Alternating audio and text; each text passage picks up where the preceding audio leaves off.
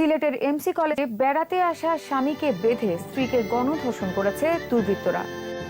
ঢাকা থেকে বরিশালগামী এমভি পারাবত 11 নামের এক লঞ্চের কেবিন থেকে এক নারীর মৃতদেহ উদ্ধার করেছে পুলিশ। ওই নারীর সাথে থাকা সন্দেহভাজন ব্যক্তিকে সিসি ক্যামেরার ফুটেজে পুলিশ শনাক্ত করতে পারলেও তাকে এখন পর্যন্ত আটক করতে পারেনি। তবে ওই নারীকে ধর্ষণের পর শ্বাসরোধ করে হত্যা করা হয়েছে বলে প্রাথমিকভাবে ধারণা করছে পুলিশ। রাহাত খানের তথ্য ও চিত্রে।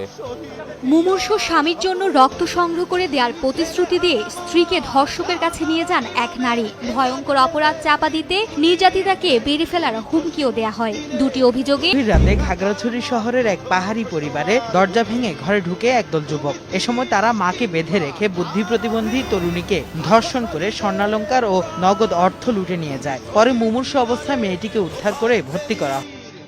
এদিকে মুমূর্ষু স্বামীর জন্য রক্ত জোগাড় করে দেবার কথা বলে ধর্ষণ করা হয়েছে স্ত্রীকে।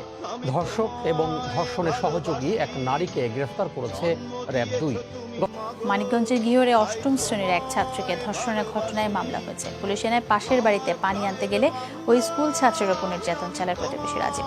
ঘটনার ধামাচাপা দিতে স্থানীয়ভাবে আপোষ মীমাংসার চেষ্টা চালায় রাজীবের পরিবার ও সমাজপতিরা। বিষয়টি জানার পর গতকাল পুলিশ ছাত্রীর বাড়িতে যায়। চট্টগ্রামে বেড়াতে গিয়ে ধর্ষণের শিকার তরুণীর মামলায় অভিযুক্ত চান্দু মিয়াকে গ্রেফতার করেছে পুলিশ। রাতে শহরে অভিযান চালিয়ে তাকে গ্রেফতার করা হয়।